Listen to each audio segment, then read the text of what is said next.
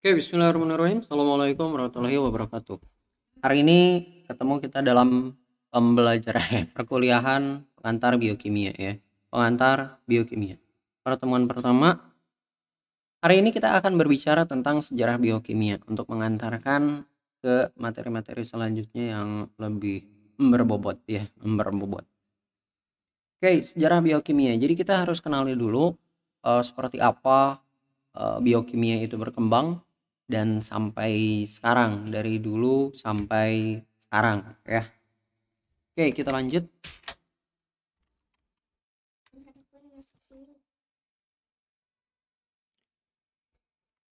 Apa ini? Ilmu biologi. Ya, jadi kita bermula dari ilmu biologi. Biokimia. Biokimia itu dari kata apa? Dari kata mana ini? Oh, oke. Biokimia itu dari kata, bentar, ini harus digeser pemirsa.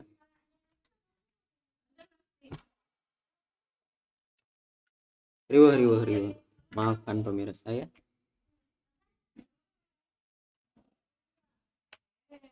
Ini kita geser ke sini. Ini enggak di pause pemirsa. Shit.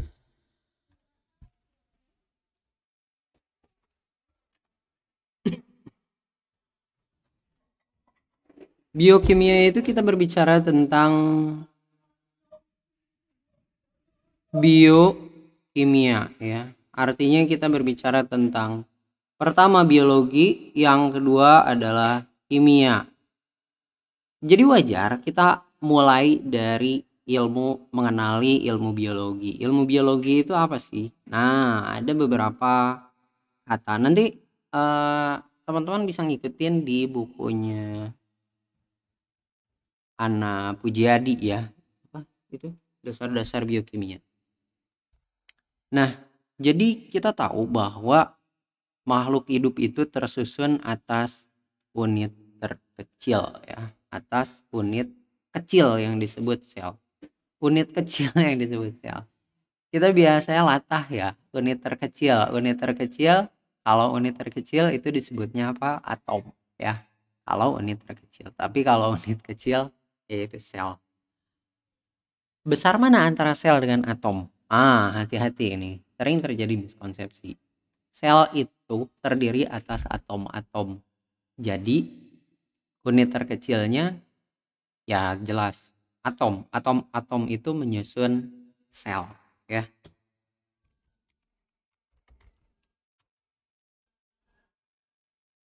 Atom-atom itu menyusun sel.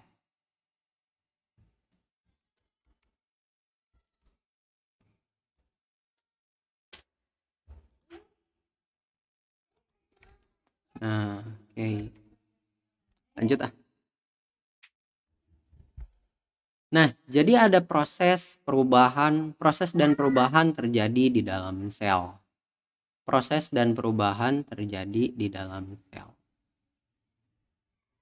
Proses dan perubahan terjadi di dalam sel. Jadi kita tahu ada kerja metabolisme ya. Ada pembelahan sel, ada pembentukan energi, konversi energi, itu semua terjadi di dalam sel ya kan. Aktivitas sel itu menunjang fungsi jaringan, organ, dan organisme. Jadi kumpulan dari sel-sel itu kan akan membentuk jaringan ya. Jaringan-jaringan itu berkumpul sehingga akan membentuk organ. Organ-organnya itu misal contohnya organ paru-paru, organ jantung, nah itu teh organ-organ. Nah, dari organ-organ ini, organ paru-paru, jantung, tangan, kaki, liver, pencernaan, usus ya, itu semua nantinya akan membentuk organisme hidup, makhluk hidup, manusia, hewan, tumbuhan. Nah, itu jadi satu organisme terkumpul atas organ-organ, organ-organ terkumpul atas jaringan-jaringan, jaringan-jaringan terkumpul atas sel-sel, dan sel-sel terkumpul atas atom-atom. Tapi dalam biologi nggak mempelajari tentang atom-atom, jadi hanya sebatas sel. ya, hanya sebatas sel. Oke, good job. Nah, kemudian ciri makhluk hidup itu dia tumbuh, dia bereproduksi, itu makhluk hidup. Beda dengan batu, kan batu tidak tumbuh, tidak bereproduksi. Kalau virus, virus tumbuh, virus bereproduksi, itu ada apa, silang pendapat ya antar para ilmuwan. Jadi virus itu dia apakah makhluk hidup ataukah makhluk mati, dah hidup ya, dah dia nempel karena ya seperti itu. Nah, kemudian hal ini dipelajari dalam ilmu biologi, kedokteran, dan kesehatan. Jadi masalah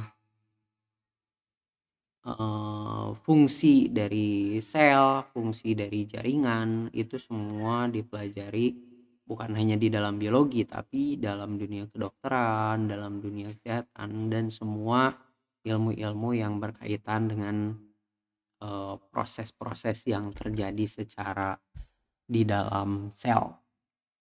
Kemudian ilmu kimia. Ilmu kimia itu membahas tentang sifat-sifat materi dan perubahannya. Dasarnya apa? Susunan atom, struktur, komposisi, dan reaksinya. Jadi maksudnya apa? Maksudnya susunan atom, struktur senyawa, komposisi atom, dan reaksi yang terjadi antara senyawa itu menentukan sifat-sifat materi dan bagaimana karakteristik perubahannya. Misalkan antara grafit ya, antara arang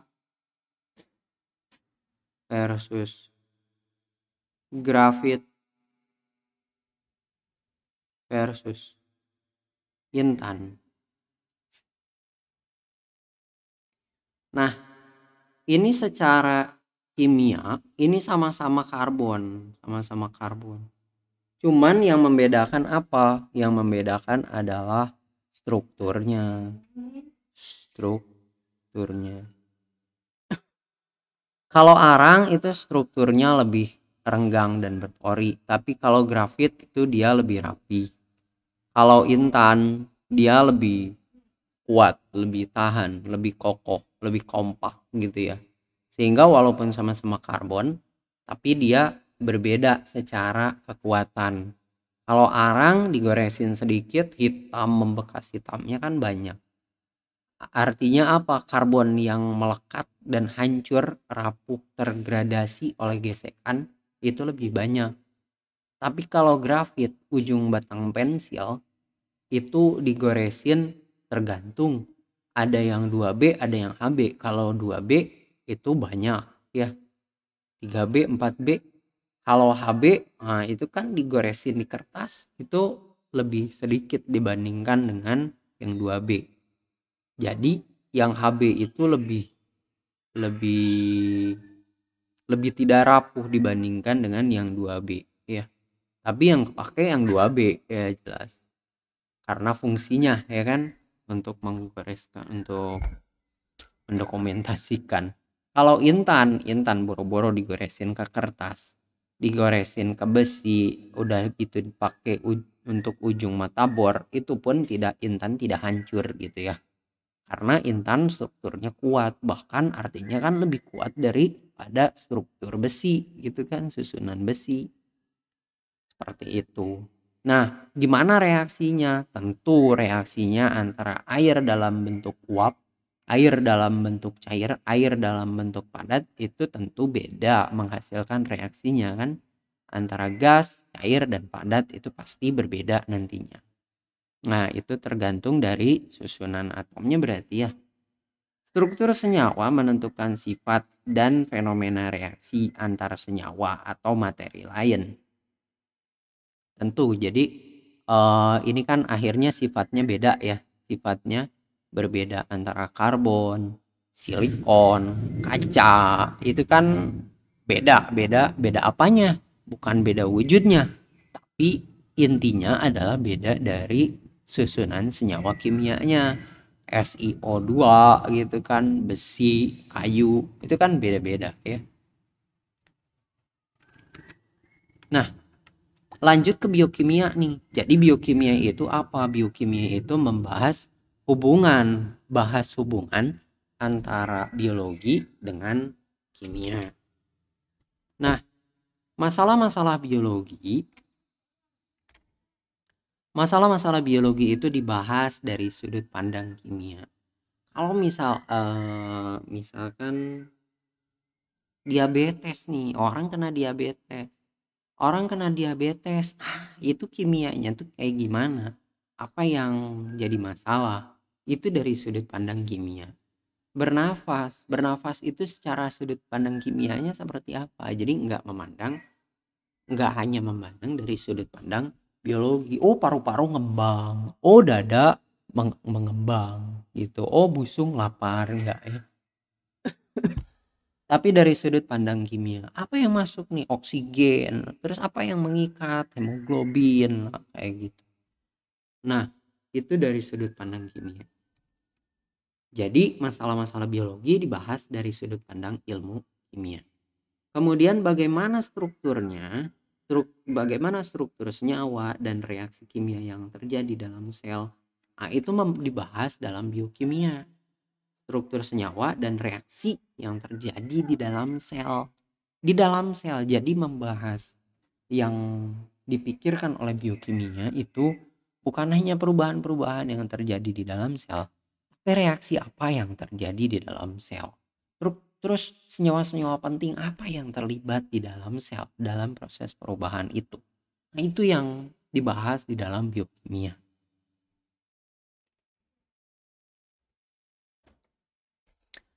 Nah, kemudian sifat senyawanya seperti apa? Dan energi yang terlibatnya seperti apa? Nah, tentunya kalau ngomongin energi yang terlibat, ada yang energi yang diserap, dibutuhkan, ya kan? Dibutuhkan. Ya. Ada juga energi yang dilepas. Kelihatan? Nih. Dilepas ya. Gini mungkin kelihatan ya. Nah, dilepas. Ada yang dibutuhkan, ada yang dilepas. Kalau dibutuhkan itu artinya apa? Ini artinya endoterm kan, kalau misal secara termokimia, ya enggak? Nggak bisa nulis di luar. Endoterm. Terus kalau dilepas itu artinya eksoterm, ya enggak? Eksoterm. Nah, ya. Kelihatan ya? Oke. Eksotermik. Nah, kemudian jadi energi yang terlibat itu ada endoterm, ada eksoterm. Nah, kemudian reaksi kimia dalam sel, kita tahu itu disebutnya metabolisme, ya, bahasa Indonesia mah metabolisme ini teh. Bukan metabolisme, ya. Metabolisme. Nah, disebutnya metabolisme. Kita sering berbicara, wah ini metabolismenya benar. Nggak benar nih. Wah, itu teh berbicara. Kalau udah berbicara tentang metabolisme, artinya ini ilmu biokimianya keren nih. Artinya berbicara tentang reaksi kimia yang terjadi di dalam tubuh itu. Wah, ini metabolisme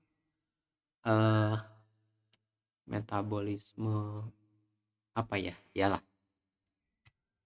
Nah, kemudian biokimia, struktur kimia dan reaksinya memberikan informasi bagaimana sifat sel sampai sifat organisme.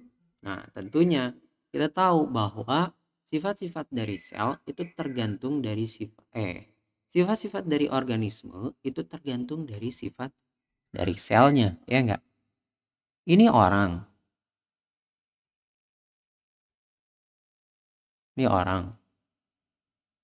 Dia bukan megang sapu.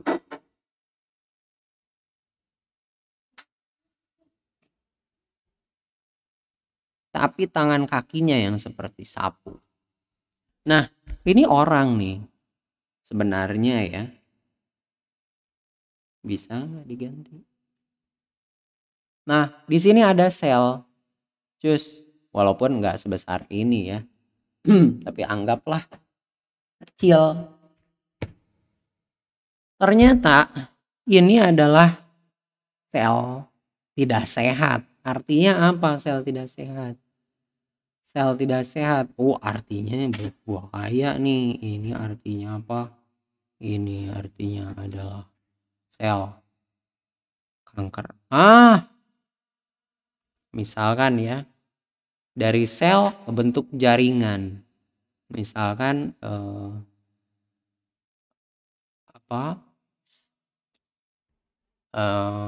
kanker leher ya ada ya kalau nggak salah, yang suka merokok tuh ya kanker leher atau kanker bibir gitu ya. Nah, jadi selnya itu nggak benar, akhirnya dia membentuk jaringan ya. Jadi jaringannya jadi nggak benar, selnya dia nggak benar, selnya nggak benar akan membentuk jaringan, berdampak ke jaringan jadi nggak benar. Nah, jaringan yang nggak benar maka akan terbentuklah jendolan. Jendolan ya kan, kadang-kadang kanker itu memunculkan jendolan, walaupun kayaknya nggak semua kan memunculkan jendolan ya. Nah, itu akibat dari apa? Kalau misalnya udah muncul jendolan itu kan pastinya ada rasa tidak nyaman, bukan tidak nyaman lagi ya, nggak enak bahkan sakit gitu. Nah, oleh karena itu ini bergantung kondisi sel, kondisi tubuh, kondisi organisme bergantung dari kondisi selnya.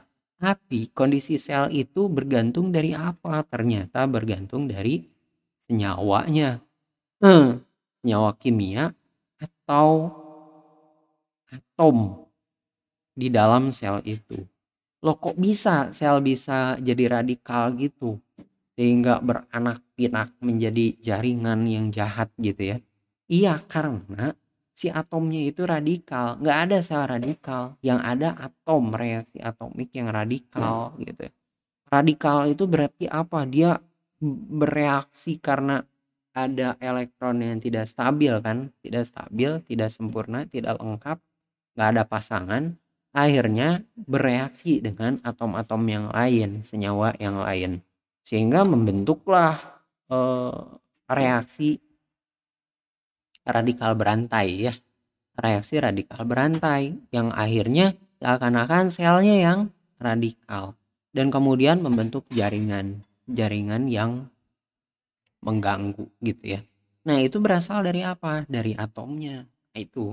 Jadi sifat dari organisme bergantung dari sifat dari selnya, dan itu bergantung dari senyawa kimia yang ada di dalam sel tersebut.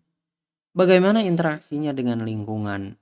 Akhirnya kita tahu dari sifat senyawa yang ada di dalam sel.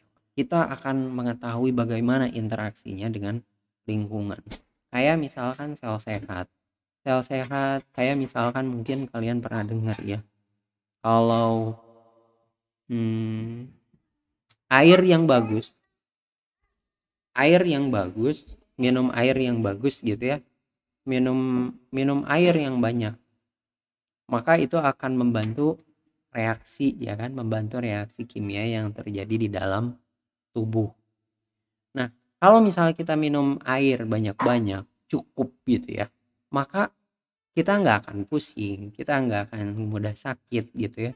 Karena apa? Reaksi enzimatik atau reaksi kimia yang terjadi di dalam tubuh itu bagus gitu. Nah, akhirnya kita tahu gitu, kebutuhan biologis yaitu air,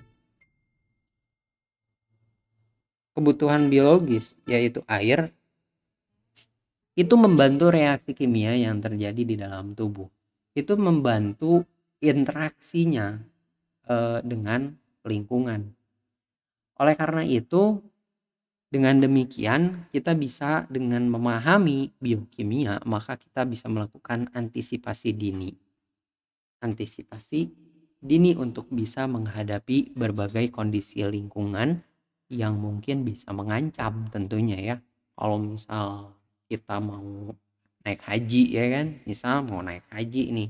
Kalau mau naik haji artinya kan kita mau pergi ke tempat panas tuh ya, panas banget, nggak mungkin pola minum air kita sama dengan pola minum air kita di Indonesia ya. Artinya pola minum kita teh harus lebih tinggi. Karena apa? Metabolisme berlangsung cepat gitu. Karena banyak keringat keluar ya. Banyak proses ekskresi dia keluar. Keringat keluar, akhirnya kekurangan cairan. Wah, kita kekurangan cairan nih, kita sadar bahwa reaksi kimia yang ada di dalam sel itu butuh cairan banyak. Akhirnya kita konsumsi air banyak-banyak. Itu kekurangan cairan itu kan sebenarnya mah telepon dari sel. Tak tak tolong otak, otak tolong, kita butuh cairan. Karena apa? Sel mengalami kekurangan cairan gitu. Nah, gimana asal mula biokimia? Asal mula biokimia ini saya balas dulu ya.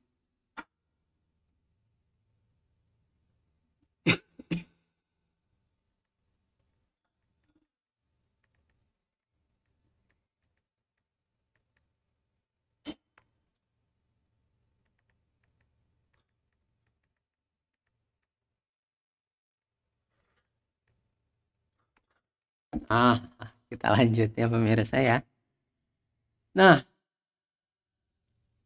kalau dari ini sebenarnya jauh ya, jauh ke belakang biokimia ini.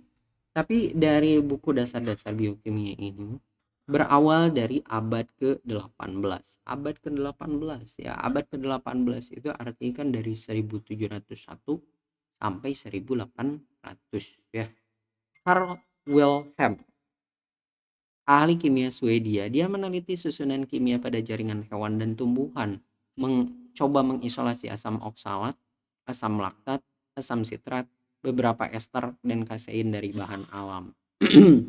Jadi si Carl Wilhelm ini dia berhasil mengekstraksi ya, mengisolasi senyawa-senyawa kimia dari bahan alam. Padahal kan sebelumnya sebenarnya jauh sebelumnya itu orang-orang atau masyarakat percaya bahwa senyawa kimia yang ada di dalam organisme hidup itu jauh berbeda gitu, jauh berbeda dengan senyawa kimia yang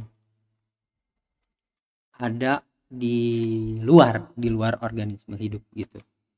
Jadi nggak bisa kita mengekstraksi senyawa kimia yang ada di dalam tubuh karena ada suatu keterlibatan zat yang menciptakan. Oleh karena itu nggak bisa kita ikut campur di dalamnya gitu, karena seakan-akan ada something special gitu ya, padahal bukan itu sebenarnya. Karena apa? Walaupun sesuatu yang spesial itu bukan badannya ya, tapi sesuatu yang spesial dan nggak bisa ikut campur itu adalah roh yang ada di dalamnya yang menghidupkannya. Nah, itulah yang sesuatu yang nggak bisa kita melibatkan diri di dalam zat yang ada di dalam organisme hidup. Nah, ternyata memang benar bisa. Jadi ada zat yang sama antara di dalam jaringan hewan atau tumbuhan dengan yang biasa ditemui di laboratorium gitu. Ada asam oksalat, asam laktat, asam sitrat. Asam sitrat itu kan jeruk ya. Nah, kemudian ada beberapa ester dan kasein dari bahan alam.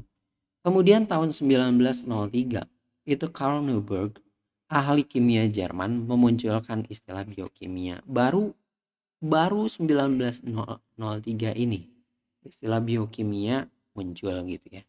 Dimunculkan, oh ini biokimia nih, ada hubungan antara biologi dengan kimia. Kemudian abad 19, Friedrich Wöhler tak sengaja memanaskan alkali sianat dan garam amonium hingga menghasilkan urea.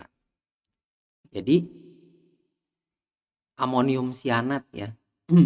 Jadi dia dihasilkan amonium sianat kan seharusnya. Tapi nggak sengaja dipanasin. Ternyata yang dihasilkan adalah urea gitu. Jadi bukan hanya nggak berhenti sampai amonium sianat, dihasilkan juga urea. dianalisis, ini zat apa nih, bau pipis gitu ya. Nah, bau air seni ya, bukan seni biasa nih, bukan seni bela diri atau seni karikatur ya, ini seni manusia. Nah, akhirnya diketahui lah, wah ini urea yang biasa saya keluarin tiap pagi nih. Nah, artinya dunia laboratorium yang dia geluti itu ternyata bisa menghasilkan suatu zat yang juga dihasilkan di dalam tubuh gitu. Si Frederick Wöhler menghasilkan amonia ya. Kemudian dua bersaudara, Edward Collins, bukan Edward Collins, dan Hans Buchner ya. Ini Hans Buchner. Nah, jadi si Edward ini, bukan Edward Collins ya, menyadari bahwa ekstrak sel ragi yang telah dirusak dan mati ternyata masih bisa membuat gula mengalami fermentasi jadi alkohol. Nah, jadi sel ragi ternyata masih bisa membuat gula mengalami fermentasi, bisa membuat fermentasi si gula sehingga gula itu mengalami fermentasi jadi alkohol.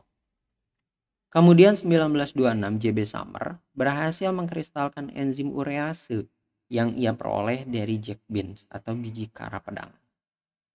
Nah, ini mulai abad 20 berarti kan. Mulai abad 20 ini mulai menyadari bahwa wah, ini senyawa kompleks nih. Enzim aja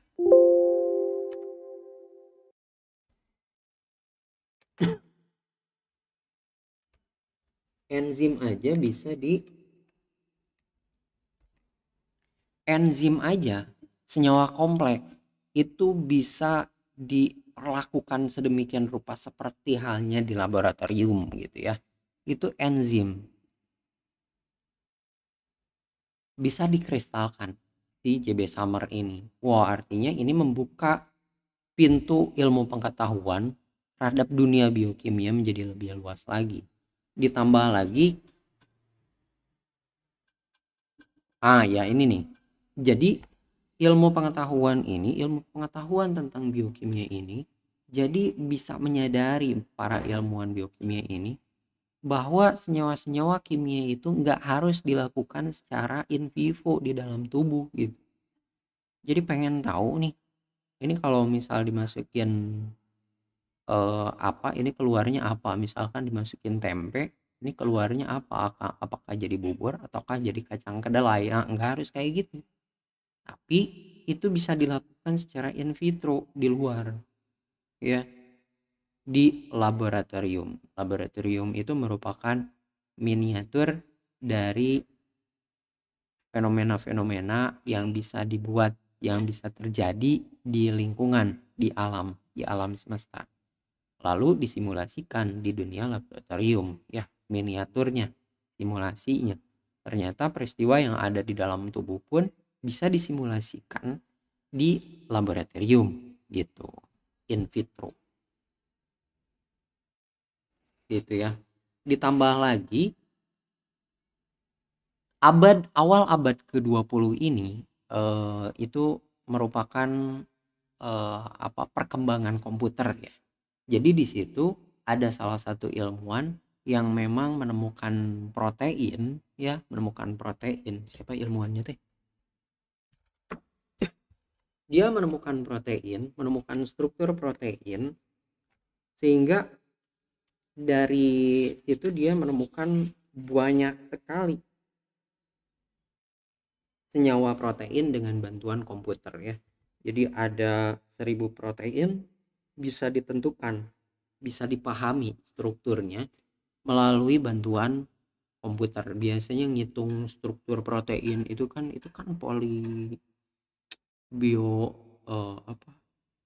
makromolekul, jadi besar banget gitu. Ada banyak polipeptida di situ, jadi ribuan bahkan ratusan ribu gitu, bahkan jutaan. Nah, itu bisa dihitung menggunakan komputer. Biasa hitung manual, udah kayak tasbih gitu ya. Oleh siapa? Oleh John C. Kendrew dan Max Perut dari Universitas Cambridge. Pantas Universitas Cambridge ini menjadi universitas yang terkenal ya, menjadi universitas favorit di luar negeri, menjadi universitas nomor wahid lah. Wahid itu berarti nomor 1, 2, 3, nomor berapa lah pokoknya ya. Nah itu karena memang dari zaman dulu pun mahasiswa keluarannya meneliti, menghasilkan banyak produk hasil penelitian yang kepake sampai sekarang jadi ilmu pengetahuan gitu ya. Siapa tadi?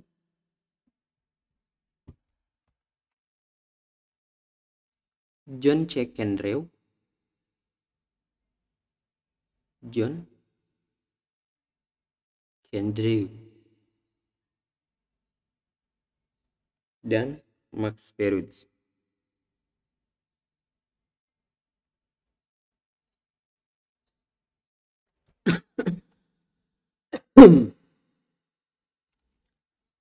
Oke, seperti itu ya.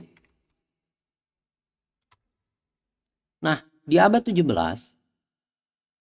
Robert Hooke ya, Robert Hooke memberikan catatan yang benar terkait pengamatan sel melalui mikroskop ya. Melalui mikroskop. Jadi si Robert Hooke ini kan meneliti tentang apa ya, kalau salah ya. Dan kemudian di abad 20 ditemukan mikroskop elektron. Sehingga dari mikroskop elektron ini sangat ngebantu banget untuk bisa ngelihat struktur sel. Seperti organel-organelnya. Kayak ada mitokondria, wah bisa dilihat nih menggunakan mikroskop elektron. Udah gitu ada inti sel, ada retikulum endoplasma, ya kan, ada kloroplas, ada protoplasmanya, udah gitu ada sitokrom yang untuk dipakai untuk pembelahan sel ya kan, dan lain-lainnya. Nah di situ mikroskop elektron itu benar-benar menjadi gerbang ilmu pengetahuan yang baru ya. Wow, luar biasa. Jadi dunia itu begitu luas, seluas alam semesta, sekecil bakteri, sekecil organel ya, luas ya. Jadi bukan hanya apa yang dilihat, tapi ternyata apa yang dilihat melalui mikroskop begitu kompleks.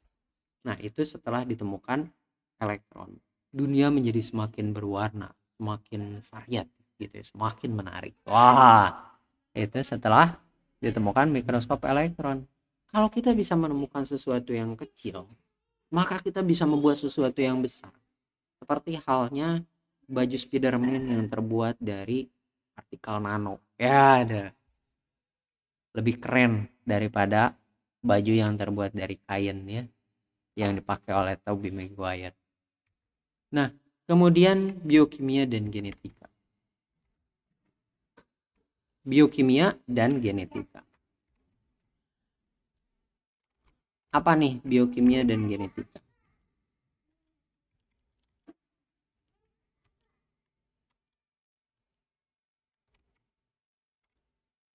Oke, kita sedikit cepat ya. Jadi tahun 1869, Friedrich Mischer mengisolasi asam nukleat. Asam nukleat itu apa?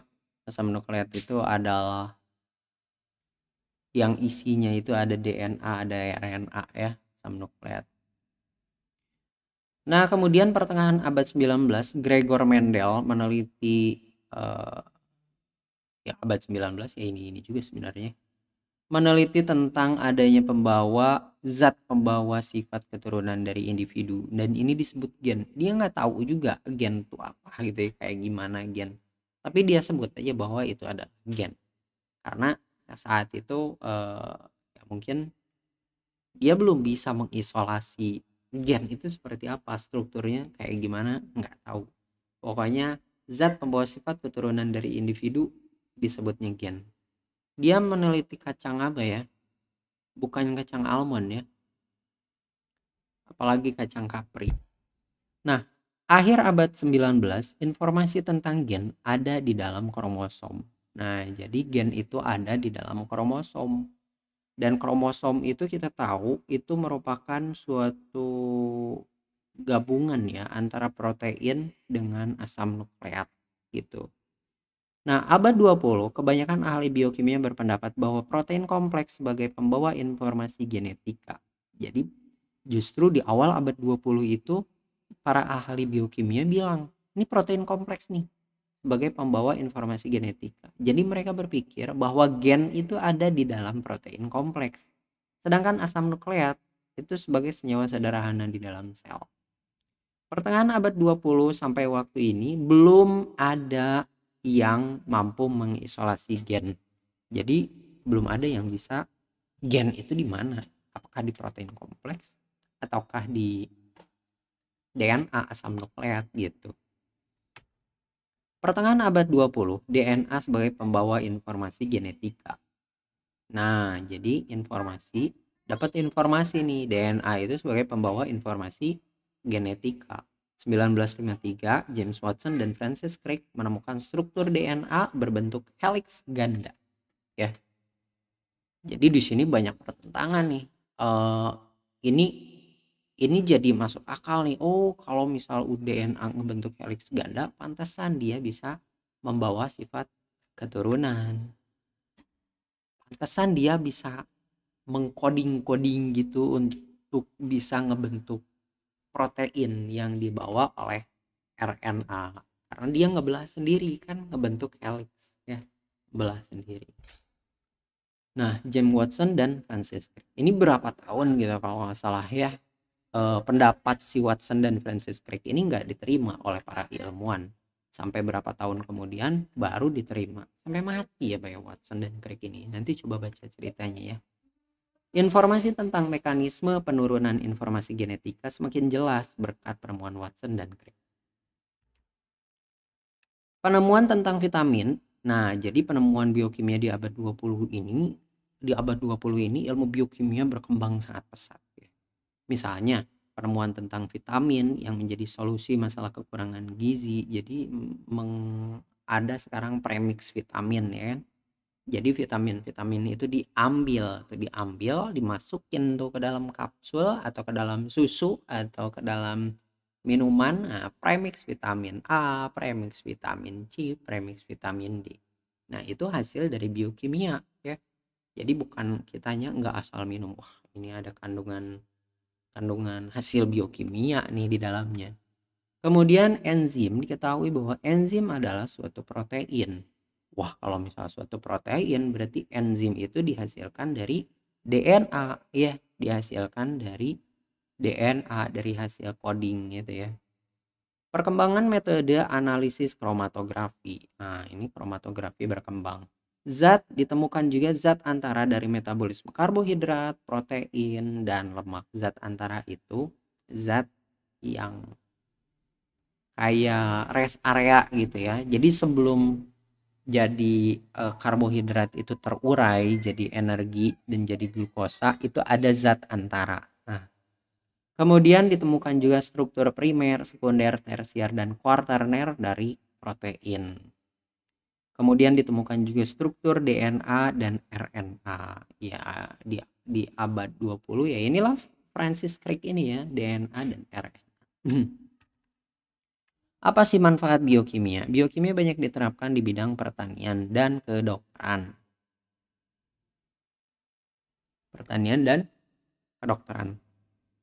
Farmakologi dan toksikologi berkembang karena biokimia. Kenapa bisa kayak gitu? Karena farmakologi kan berkaitan dengan obat ya. Berkaitan dengan obat. Jadi berkaitan dengan gimana sih senyawa kimia interaksinya dengan senyawa kimia itu interaksinya dengan tubuh. Gimana nih antibiotik dimasukin tuh ke dalam tubuh. Antibiotik dimasukin ke dalam tubuh, udah gitu interaksinya kayak gimana? Misalkan kayak penisilin, amoksilin ya. Amoksilin masukin tuh ke dalam tubuh. Nah, itu nanti interaksinya gimana? Interaksinya ya dengan tubuhnya kan. Karena itu zat kimia yang masuk ke dalam tubuh. Kayak gitu ya. Begitu juga dengan toksikologi. Toksikologi kan racun ya. Jadi racun tikus itu merupakan produk biokimia ya. Nah, udah gitu ada antibiotik penisilin. Ditemukan juga antibiotik penisilin ini mencegah pembentukan polisakarida dari dinding sel bakteri. Ini membuat bakteri menjadi mati. Jadi nggak semua dimatiin sebenarnya. Jadi bukan genosida juga ya. Jadi semua dibantai. Nggak pandang bulu. Pokoknya yang namanya bakteri-bakteri yang bisa membentuk dinding sel, maka dia mati. Ya. Oleh siapa? Oleh penisilin. Membentuk bakteri yang membentuk dinding sel polisakarida. Jadi dinding selnya polisakarida. Nah, kemudian pestisida nih. Pestisida membunuh hama dengan jalan menghambat kerja enzim tertentu yang dibutuhkan oleh suatu hama. Jadi ternyata pestisida itu enggak membunuh semua umat ya. Jadi semua makhluk yang ada di kebun, di sawah itu mati semua. Enggak ya. Tapi ternyata dia hanya menghambat kerja enzim tertentu yang itu dibutuhkan oleh suatu hama. Hamanya pun ya jelas tertentu juga kan. Ada pestisida, ada rodentisida, ada fungisida, ya kan? Itu bergantung dari zat kimianya ini gimana nih interaksinya dengan makhluk hidup, dengan organisme hidup. Nah, itu kan produk harus ada ilmu biokimia di situ karena reaksi kimia yang itu harus dikaitkan dengan reaksi biologis yang ada di dalam organisme hidup. Nah, kayak gitu. Organisme hidupnya apa? Yaitu hamanya ya. Kalau kayak rodentisida itu kan untuk tikus ya. Ini rodentisida nih dikasih disebarin. Kan kalau kayak kecoa, semut kayak itu kan nggak ikut mati juga kan. Tapi hanya tikus-tikusnya aja. Karena apa? Tikus memiliki suatu metabolisme tertentu yang dia membutuhkan enzim tertentu katanya. Membutuhkan enzim tertentu sehingga enzim di dalam tikus itu yang dibutuhkan oleh tikus itu yang diserang oleh rodentisida. Kayak gitu ya.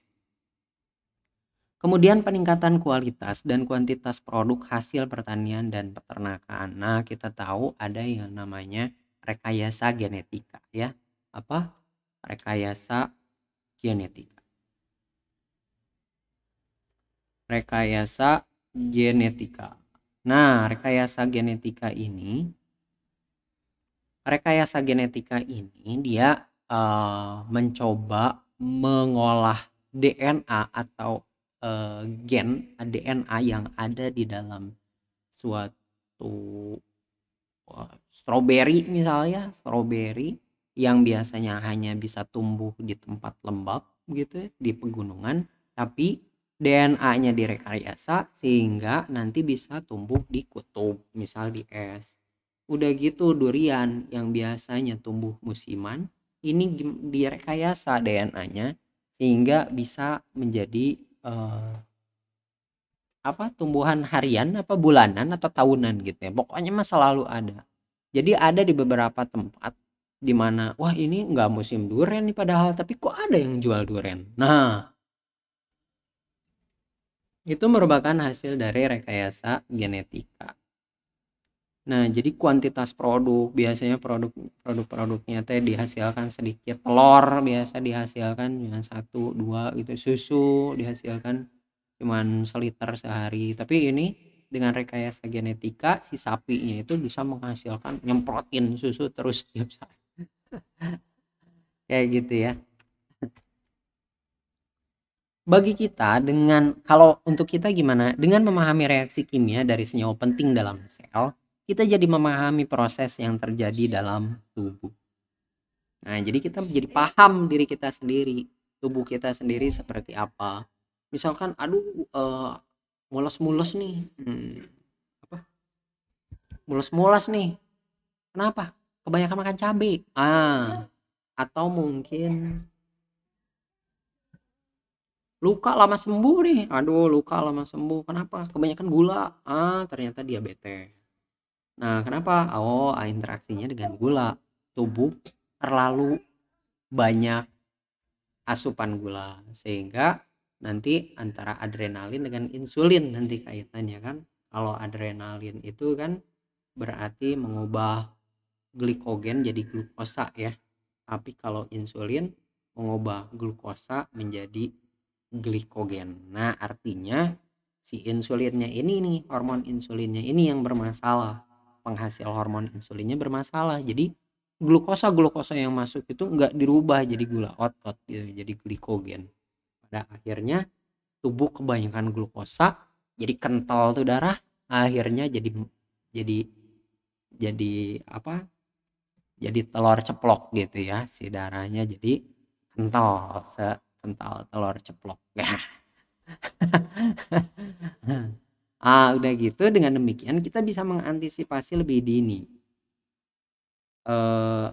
untuk kepentingan proses yang terjadi di dalam tubuh kita. Kalau misalnya kita kebanyakan gula, maka ya kurangi gulanya gitu ya. Kalau kita kebanyakan garam, ya maka kurangi garam. Kalau kita terlalu manis, ya kurangi manisnya. Nah, contohnya mengatur pola makan agar manfaat yang diperoleh dari makan bisa optimal ya. Jadi kayak misalkan banyak puasa, ya kan? Banyak puasa itu bisa optimal itu nanti penyerapan dari makanannya. Tapi kalau misal banyak makan, itu penyerapannya kan nggak optimal, akhirnya kembung ya. Akhirnya gendut gitu ya kan. Tapi kalau misal zat dengan berpuasa itu pagi makan terserap secara optimal, udah gitu badan istirahat tuh, siang sore istirahat, badan kosong, perut pencernaan kosong, pencernaan beristirahat, maghrib kita makan lagi, menyerap zat gizi dan penyerapannya jadi optimal. Nah, itulah cara-cara agar proses penyerapan jadi optimal seperti itu ya. Oke, thank you, terima kasih. Mudah-mudahan ada manfaatnya ya. Bukan ada manfaatnya, harus ada manfaatnya. Jangan lupa klik like, share, dan subscribe ya. Dan komen-komen kalau misalnya ada yang mau ditanyakan. Terima kasih. Billahi taufiq wal hidayah. Assalamualaikum warahmatullahi wabarakatuh.